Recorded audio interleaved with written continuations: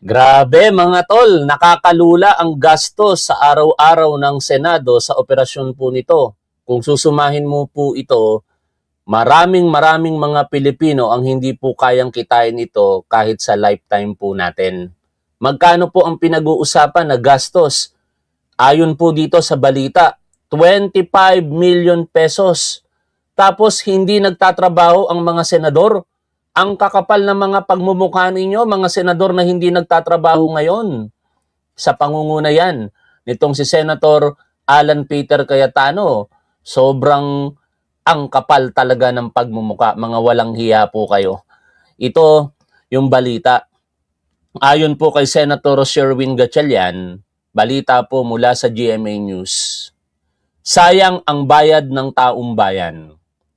Ito ang bahagi ng pahayag ni Senator Sherwin Gatchalian kaugnay ng muling hindi pagdalo ng mga miyembro ng mayorya sa sesyon ng Senado ngayong araw, June 2, 2026.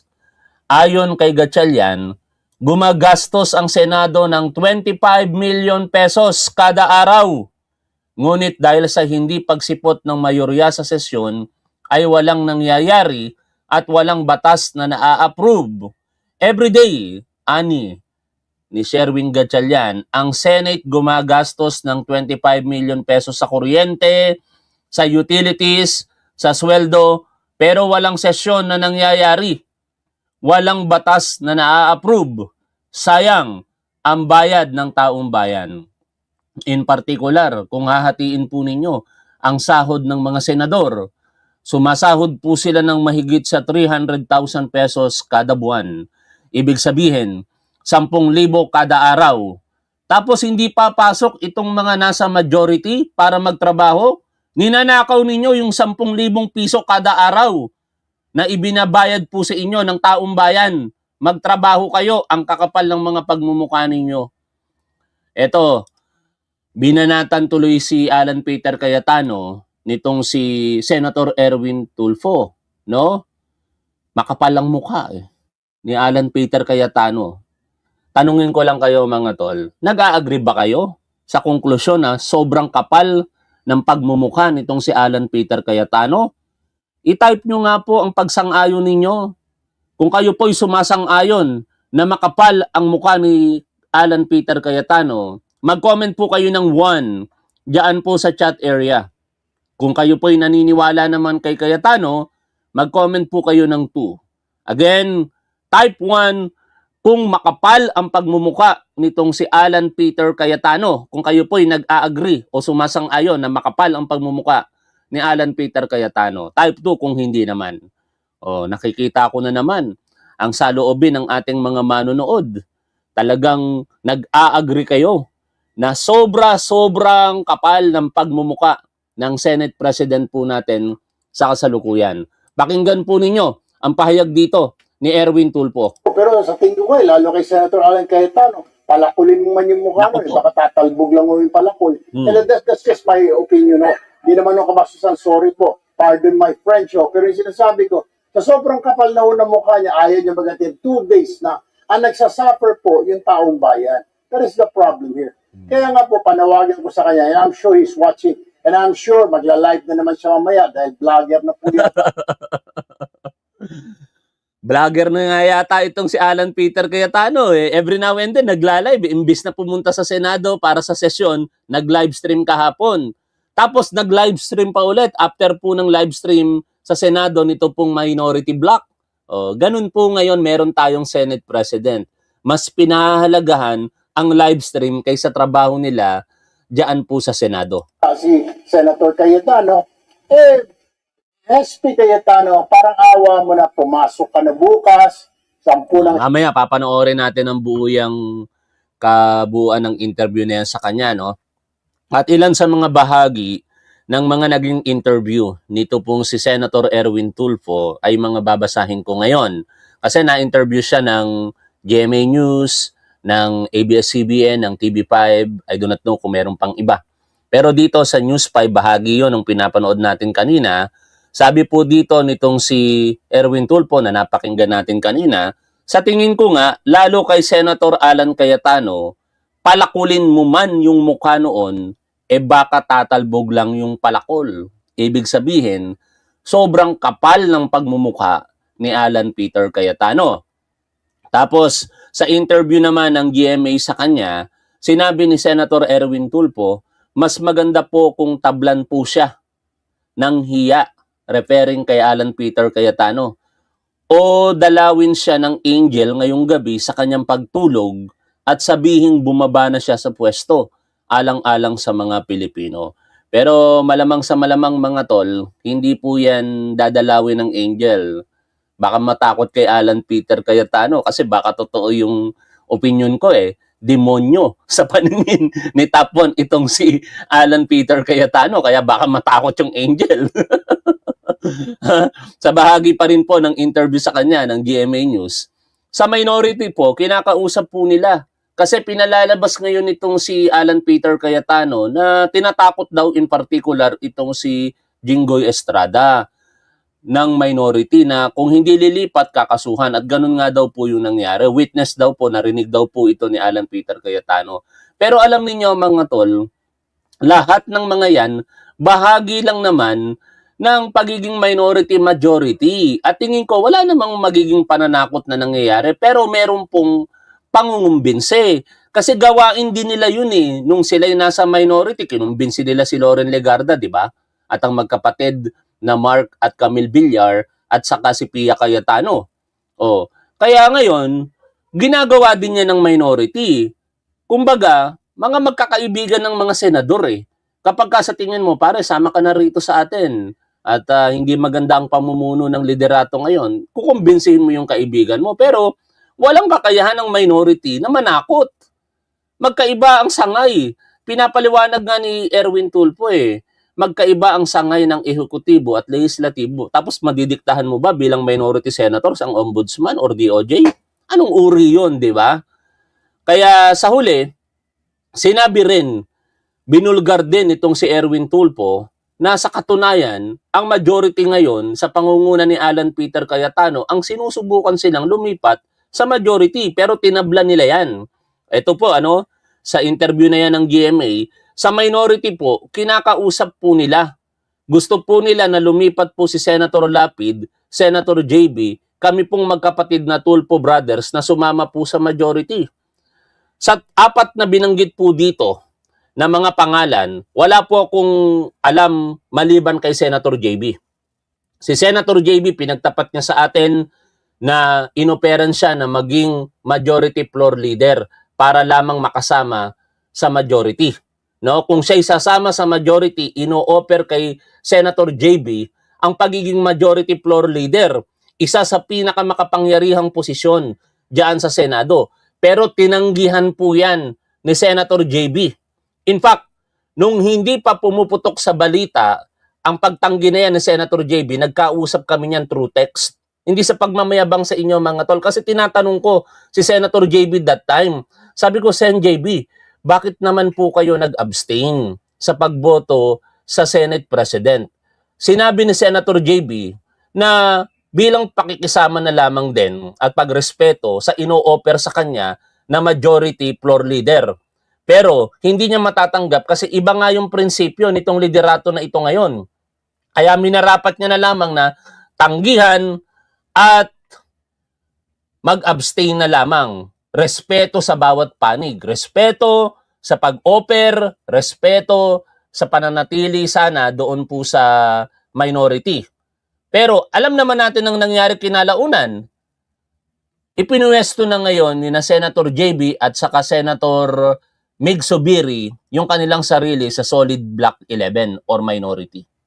At yan, hindi yan maitatanggi kahit nitong si Alan Peter Cayetano, Ang kakapal ng pagmumukha nilang magsabi na kinukumbinsi ang member ng majority para lumipat sa minority, gawain din naman nila. Kasi normal naman yun, mga tol. Hindi yan dapat nagiging issue ngayon Gawan nyo ng paraan majority na mapalipat ninyo yung member ng minority.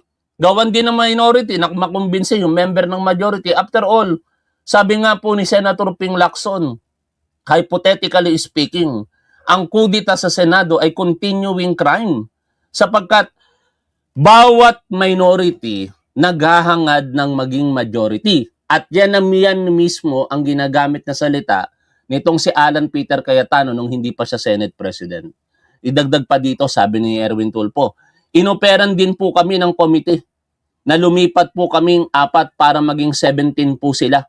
Hindi naman po kami pumayag dahil yung mukhang mali yung kanilang pinaglalaban, mali po yung prinsipyo. O, pakinggan na natin ngayon ang buo. Ito pong naging interview kay Erwin Tulfo ng TV5.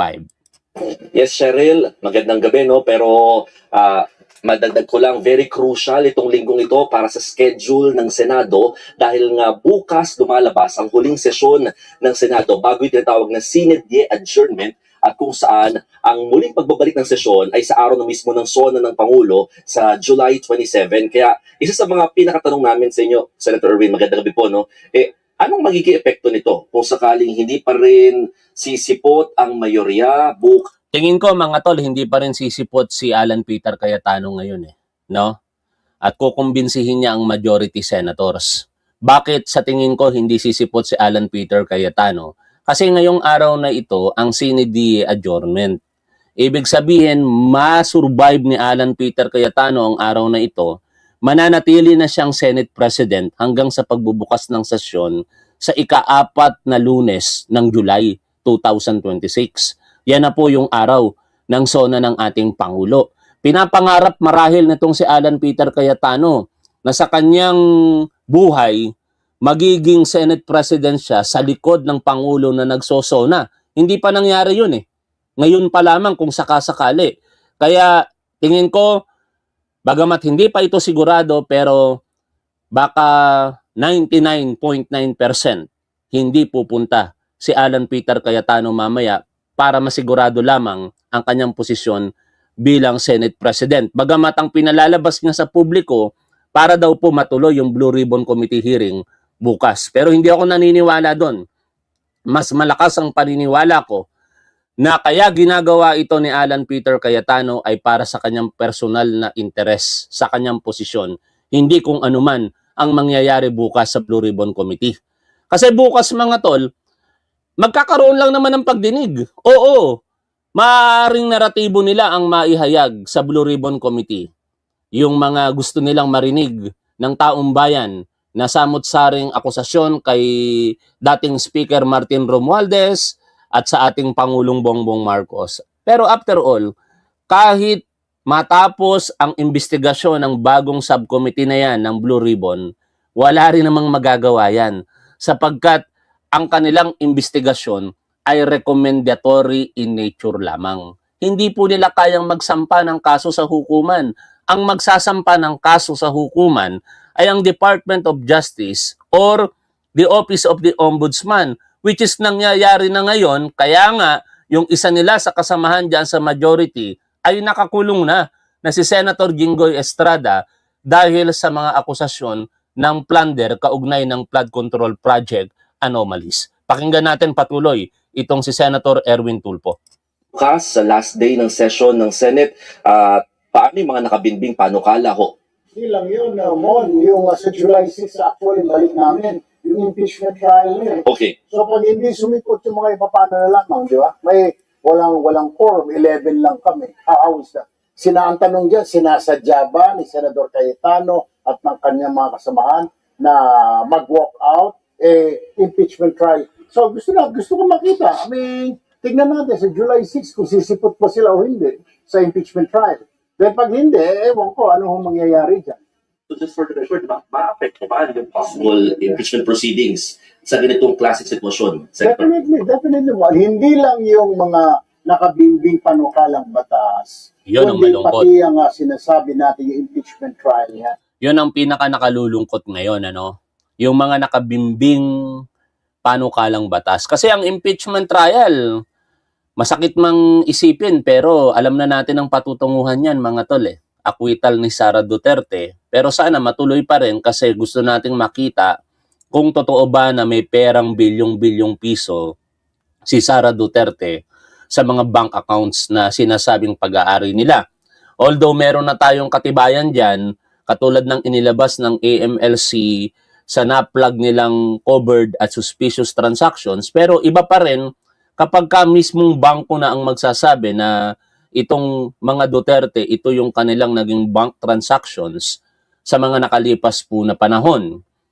Ngunit, again, ang nakalulungkot, yung hindi pagkakapasa ng mga batas na sana makakatulong sa ating mga kababayang Pilipino.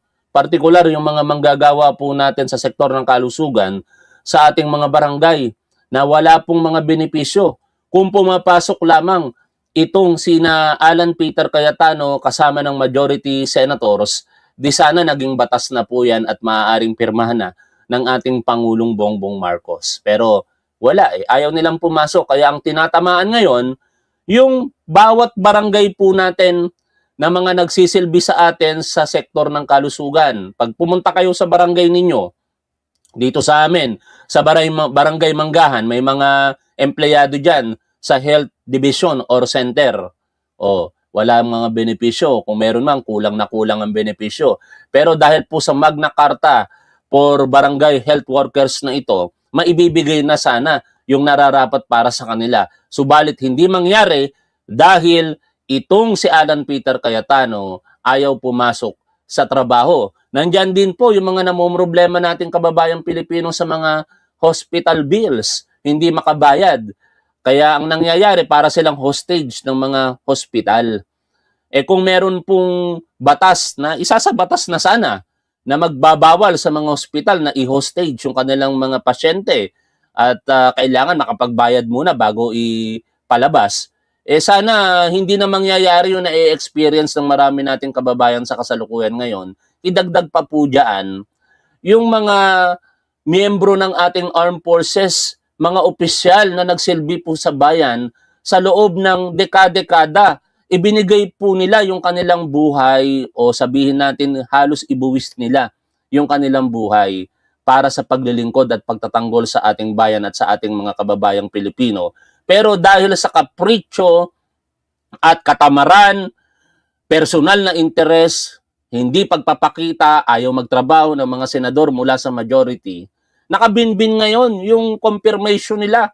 Magre-retiro ang mga ito pag hindi po ito nakumpirma ngayong araw na ito.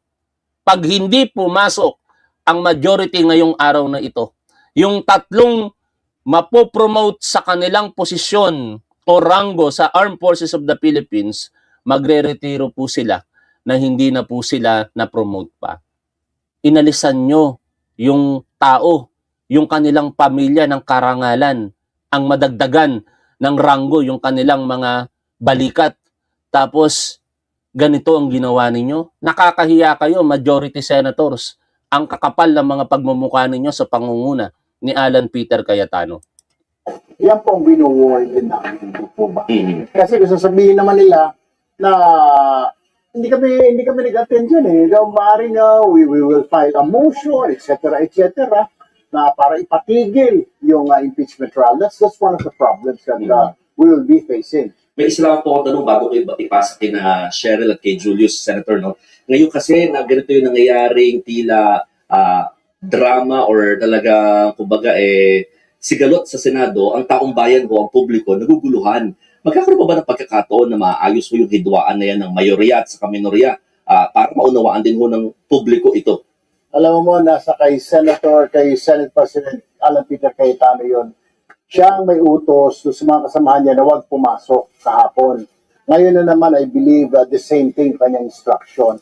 Bagay hindi naman itong first time na ayaw niyang bitiwan yung kanyang pwesto. Nangyari na ito dati mo nung siyang Speaker of the House 2020. Naman mo, dala-dala niya pa yung mace para hindi lamang makapag-hearing, makapag-session ang Kongreso. Dala-dala niya. Nilak niya yung sarili niya doon sa ating walang kasamahan sa section hall.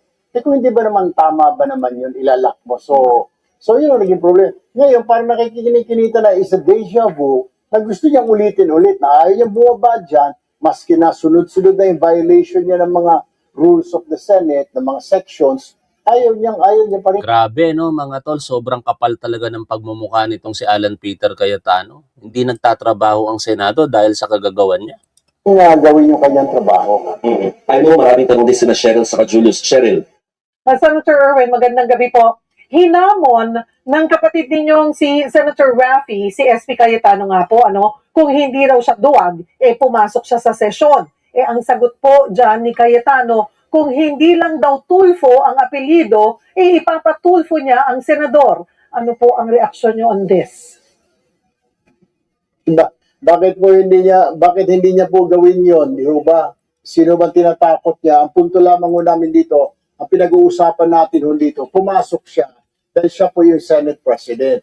Number 1, isa na po kagad violation, Section 3 po ng ikang rules po of the Senate, na doon sa panunumpa niya, sabi niya, ang sinasabi po na he will faithfully discharge his duties. Anong duties po ito? As a Senate President, every day po dapat, Monday, Tuesday, Wednesday. Sige, bigyan natin ng pagkakataon, ha? Ito ngayon yung katwiran ng majority. Patranslate natin sa Tagalog, babasahin ko po sa inyo. Ito ngayon yung statement ng majority kaugnay ng hindi po nila pagtatrabaho. Ewan ko kung paniniwalaan nyo po ito, mga tol. Babasahin ko po sa inyo. Sabi po ng majority senators, paliwanag ng mga senador ng mayorya sa desisyon nila na huwag magbigay ng quorum sa gitna ng mga patuloy na investigasyon ng Senado. Grabe, no? Hindi sila nagbibigay ng quorum. Ibig sabihin, hindi nakakapagtrabaho ang Senado, hindi nakakapagsesyon. Ipinaliwanag ngayon ng mayorya sa Senado ang kanilang desisyon na huwag magbigay ng quorum para sa mga sesyon ng plenaryo. Ibig sabihin, baka hanggang mamaya gagawin nila yan, mga tol, ha? Kaya 99.9% naniniwala ako na hindi na naman pupunta itong sina Alan Peter Cayetano mamayang hapon. Ayon sa kanila, ang hakbang na ito ay layuning protektahan ang integridad ng mga nagpapatuloy na investigasyon ng Senado sa gitna ng mga kamakailang pangyayaring malaki ang naging epekto sa balanse ng bilang ng mga senador sa kapulungan. Ganito kababaw. Yung investigasyon na ginagawa nila daw ang pinoprotektahan, pero tinatalikuran nila yung mga batas na sana maisasabatas na at higit sa lahat yung binanggit ko sa inyo kanina, yung kumpirmasyon ng 3 opisyal ng Armed Forces of the Philippines. Binigyan din nila ang pangunahing usapin ay hindi ang pagkapangulo ng Senado. Talaga? Naniniwala kayo dito, mga tol? Ulitin natin, ha? Paki-comment nyo po kung kayo po yung naniniwala dito sa binabasa ko ngayon na hindi daw po ang pangunahing usapin kung bakit sila hindi nagbibigay ng quorum ay ang pagkapangulo ng Senado. Kundi kung ang mga nagpapatuloy na investigasyon, lalo na ang mga may kinalaman sa mga alegasyon ng korupsyon at maling paggamit ng pondo ng bayan ay magpapatuloy ng walang pagkaantala o panghihimasok ng politika. Look who's talking. Mga tol, majority senators.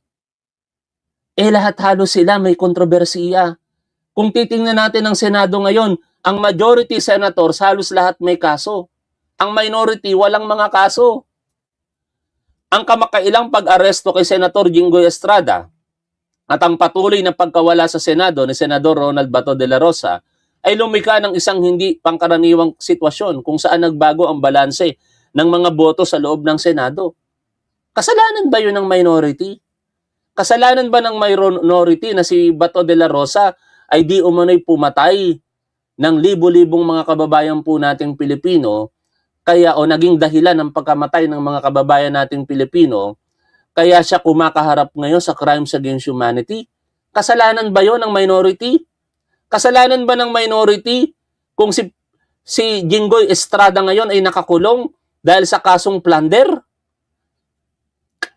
Bagamat hindi sapat ang mga pagbabagong ito upang mapalitan ang liderato ng Senado, maaari itong magbigay daan sa mga pagbabago sa pamumuno ng mga komite sa pamamagitan ng mga boto ng mga senador na naroroon sa sesyon. Nakikita ninyo? Interest talaga nila ang inuuna nila. Ayaw nilang mawala ang mga komite na kanilang pinamumunuan.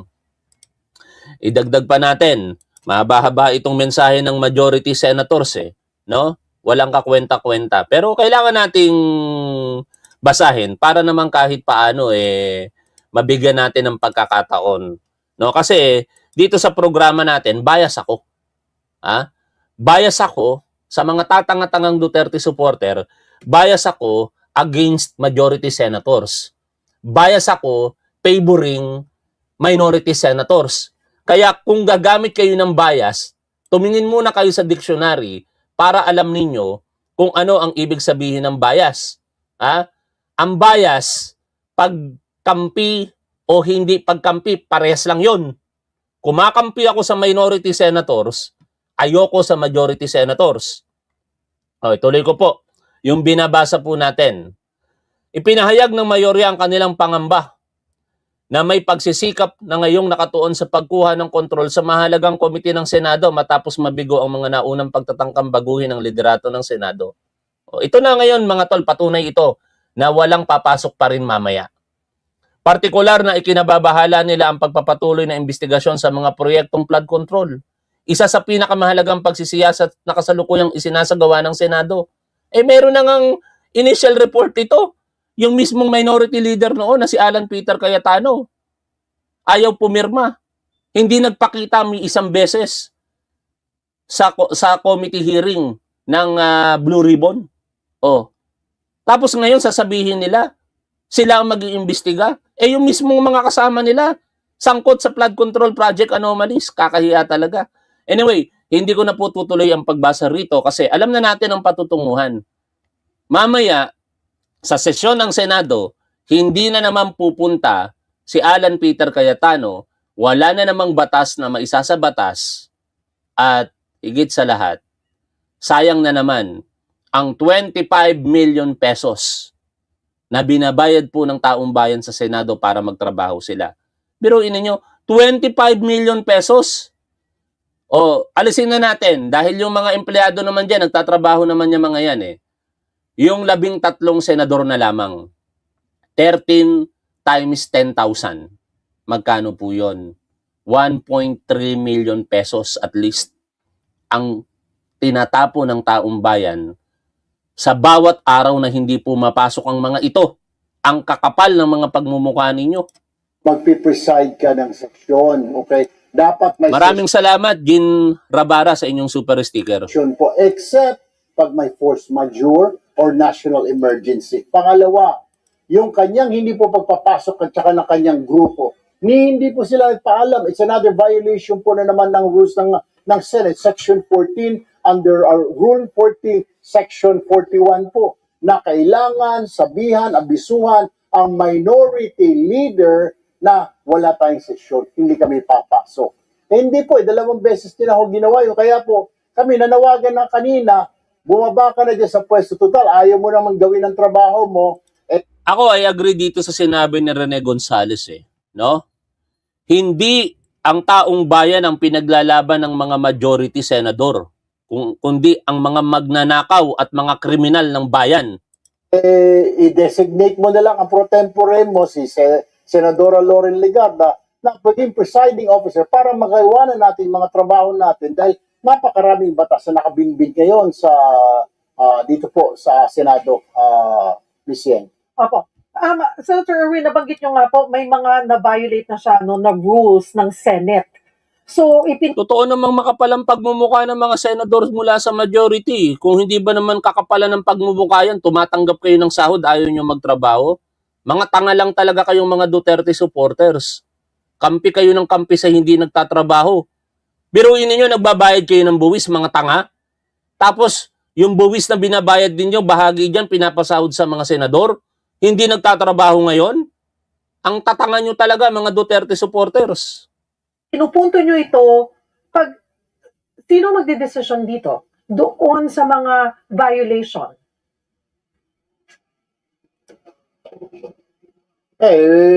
Pag-uusapan po namin bukas po yon kasi na-raise po ito kanina ng ilang reporters kung ano ba plano po ng minority. Pwede po siyang kasuhan po ng ethics po, violation po ng mga, bantakin mo ba, violate po yung mga rules namin dito sa Senado. Ikaw pa mismo ang pasimuno bilang Senate President. Ano naman ang tingin ng tao? Ano pa ang saysay ng mga rules na yan kung hindi naman po susunod, lalo pat pag ikaw ay Senate President, Michelle? Opo. So, para lamang po, Senator Erwin, maintindihan ng tao na yun nga, siya mismo ang Senate President, I mean, he's been, napunto nyo yung mga violation niya. So, sino ang didinig dito? Sino ang magdedesisyon? sino ang magdedesisyon kung na-violate nga niya or hindi? May mas mataas ba sa kanya na pwedeng pagdalhan o ito pong reklamo ng minority bloc? Ethics.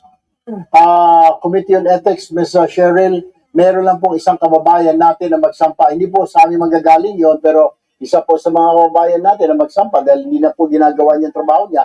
Ang problema dyan sa Committee on Ethics, sino naman ang mamumuno? Siyempre, wala na ngayon yan sa pamumuno ni Senator J.B. Ejercito. Salamat naman, no?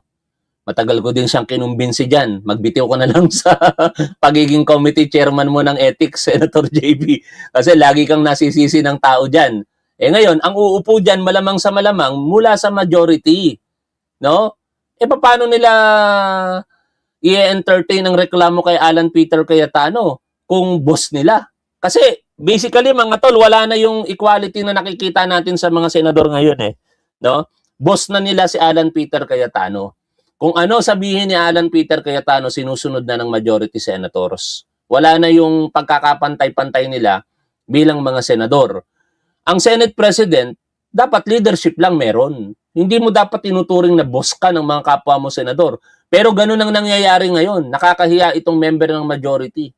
No? Sumasamba na yata ito kay Alan Peter Cayetano. Kung ano yung sabihin ni Alan Peter Cayetano, susundin na lamang po nila. At isa pa, katulad ng binabanggit dito ni Senator Erwin Tulfo, ex officio member si Alan Peter Cayetano. Dahil makapal ang pagmumukha nitong si Alan Peter Cayetano, hindi mag-abstain yan. No? I-impluwensyahan yan sigurado yung reklamo sa kanya kung sakasakali mang matuloy diyan sa Ethics Committee. Isampa po magsampa po ng reklamo sa ethics. Didinggin po ng ethics yan. Yung nga lang, kasi umuupo po siya as a isa po siya dahil ex officio siya, dapat dapat huwag mo siya sumali dyan, i-abstain niya yung sarili niya, huwag mo siya sumali sa mga committee hearing ng ethics. Top 1, may sahod pa rin ba sila kung di pumasok? Totoo po, may sahod talaga. Si Bato de la Rosa nga, 6 na buwan na hindi nagpakita sa publiko at nagtrabaho, sumahod pa rin eh. Ito pa kaya na ilang araw pa lamang itong mga senador na ito. Pero nakakahiya, di ba? Kapag ka ikaw empleyado kang pangkaraniwan, no work, no pay. Malate ka nga lang, babawasan, kakaltasan ka pa. Kapag ka ikaw ordinaryong empleyado, tapos magkano lang ang sahod mo.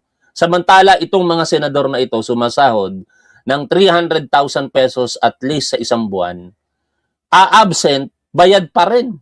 Anong tawag nyo sa mga ganong tao, mga tatanga-tangang Duterte supporter? Anong tawag nyo sa mga ganyang tao? Di ba ang kakapal ng pagmumuka? Ang kapal ng pagmumuka pag ikaw ay kumukubra ng sahod mo nang hindi ka naman nagtatrabaho.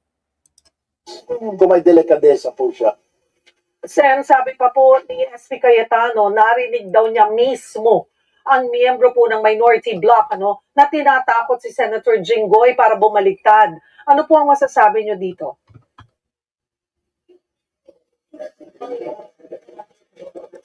Meron pa rin pong sahod. Katulad nung po sinabi ko kanina. Ngayon nagtatago si Bato at siya ng pugante. Meron pa din pong sahod. Meron pa rin pong sahod si Bato de la Rosa hanggat hindi inaaksyonan yan ng leadership ng Senado. No, ang tanging makakagawa kasi para mawala ng sahod si Bato de la Rosa ay kapwa niya mga senador.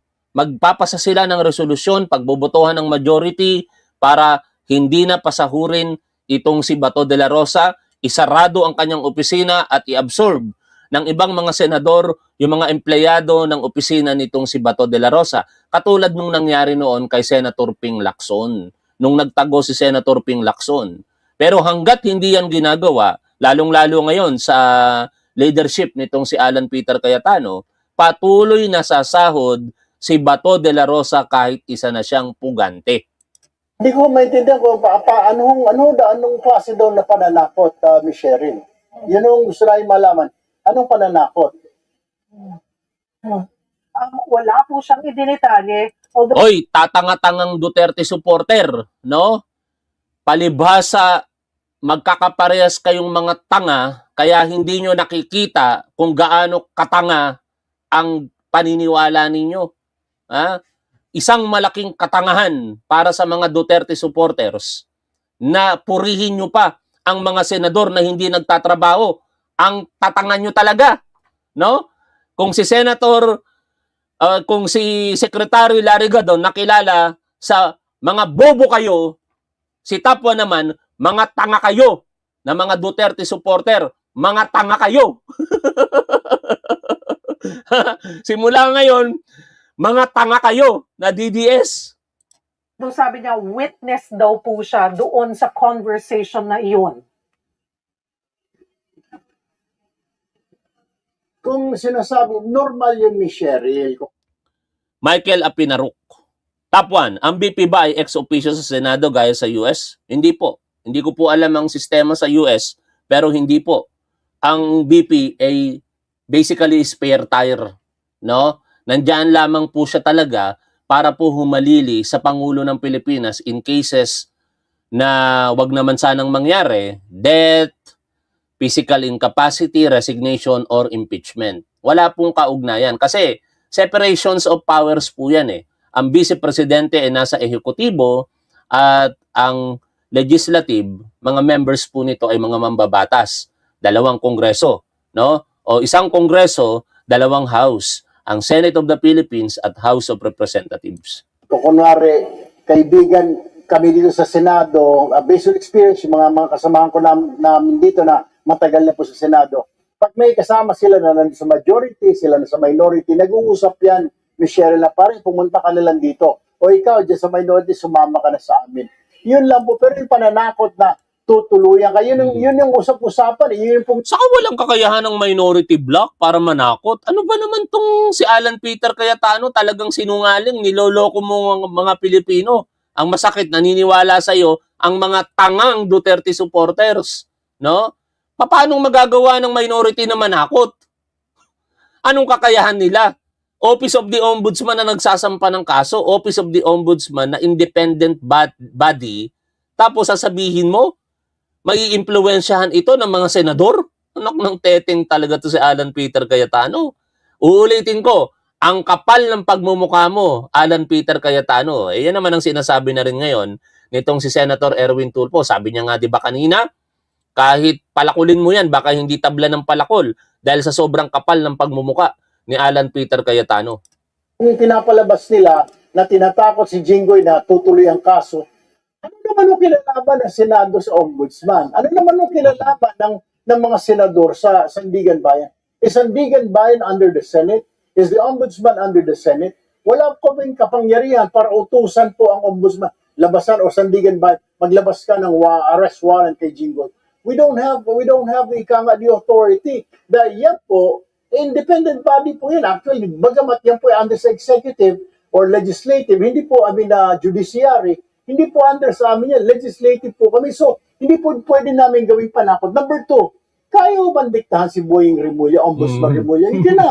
Kaya ba namin diktahan yung mga Sandigan Bayan Justices? Abay, nakakawalang respeto naman po at galang yun na didiktahan namin na Sandigan Bayan. In short mga tol, niloloko lamang ni Alan Peter Cayetano ang mga supporter nila. Itong mga tatanga-tangang Duterte supporters. Kasi sa totoo lang mga tol, wala namang naniniwala na kina Alan Peter Cayetano at sa majority ng Senado ngayon, maliban sa mga tatanga-tangang DDS eh. Sila na lamang ang naniniwala dyan, ang mga tatanga-tangang DDS. Pero ininyo, isisisi mo yung pagkakaroon ng kaso at paglalabas ng warrant of arrest ng korte laban kay Jinggoy Estrada sa minority. Anong meron? Anong kakayahan ng minority dyan? No? Uulitin ko, makaraming beses ko na itong sinabi, ang naniniwala na lamang dito kay Alan Peter Cayetano at sa mga majority senators, ang mga tatanga-tangang Duterte supporters. Insulto naman po sa kanila yun. Puntahan ko po itong hindi mamatay-matay na nandoon pa rin lagi yung posibilidad na magkaroon ng bagong leadership po dyan sa Senado. Sabi nyo nga po, may mga majority and na nasa majority at minority na magkakakilala naman. Ay, ibig sabihin, magkakaibigan at nag-uusap-usap. May mga nakakausap po ba kayo sa majority? Not to the point na I'm sure you're not gonna answer na meron nang gustong lumipat o may pangalan kayo bibigyang mention na dismayado na rin sila sa pamumuno ni Senate President Alan Peter Cayetano?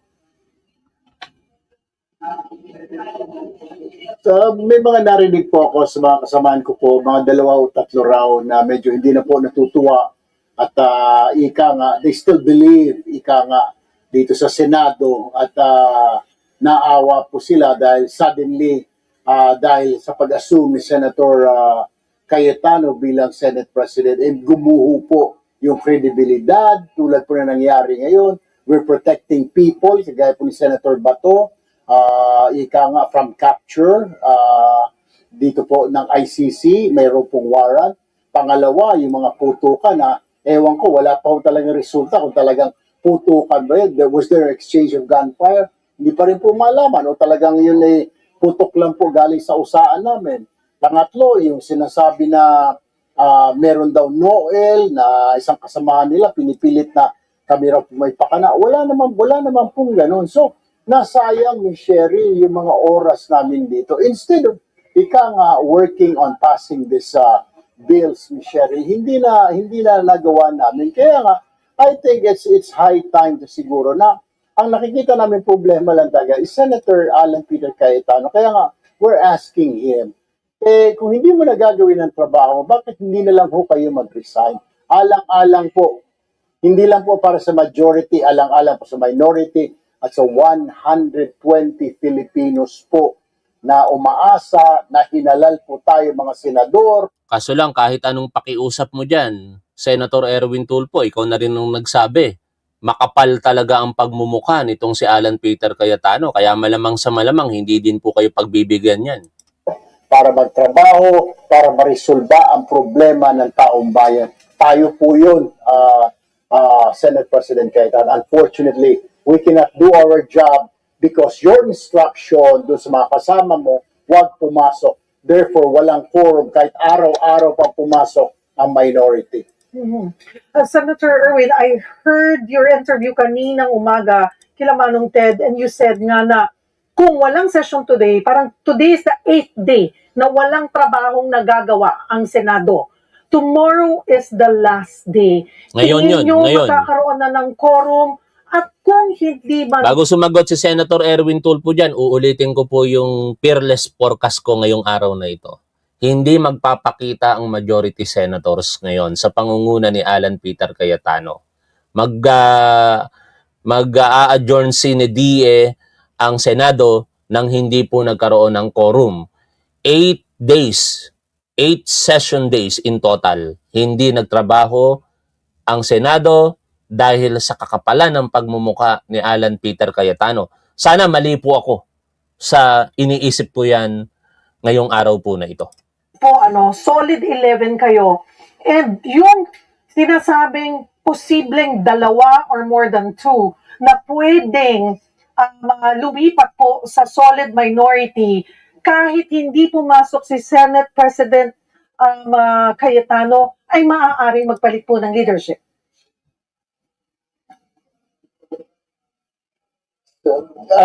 Depende po. Paano po kung yung dalawa na yun, mag-abstain lang naman. So wala din po, 11 lang po kami. Di po ba kailangan po namin change of leadership, change of Senate President, kailangan po 30. Pumasok man. Mayroon po kaming quorum, pero pag change of leadership, 13 po ang kailangan para magkaroon po ng papalitan po ang Senate President. Paano kung mag-abstain lang po yung dalawa? Papasok nga po, pero hindi naman po boboto. Mag-abstain po sila o kukontra po sila na all seats vacant. Paano po yun? Kung hindi man po muna mangyari yung change of leadership, kung di mangyayari yan, kung may papasok man lang na ilan sa majority, may trabaho naman po kayong magagawa bukas. Kahit wala po si SP Cayetano. Opo, kami din, 2 po, kahit na isa, 2 po, basta may quorum lamang po.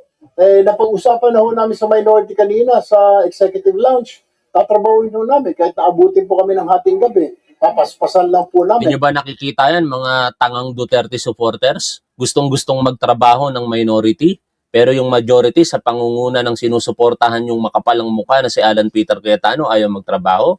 Ngayon, sa balita ng Daily Tribune na ito, ang katwiran lamang nitong si Alan Peter Cayetano, we cannot allow the flood control issue, the biggest corruption issue in our history, to go unchecked. Naniniwala ba kayo dito mga tol na unchecked Eh may mga nakakulong na nga. 'Di ba? Naniniwala ba kayo na walang ginawa ang kasalukuyang gobyerno? Na parang pinalalabas nito ngayon si Alan Peter Cayetano? Naniniwala ba kayo dito kay Alan Peter Cayetano? I-comment nyo po diyan sa chat area kung kayo po'y naniniwala sa kanya. Maraming salamat. Lagi po nating tandaan kung ano ang tama at dapat, doon po tayo. Keep safe. See you always. Bye for now, mga tol.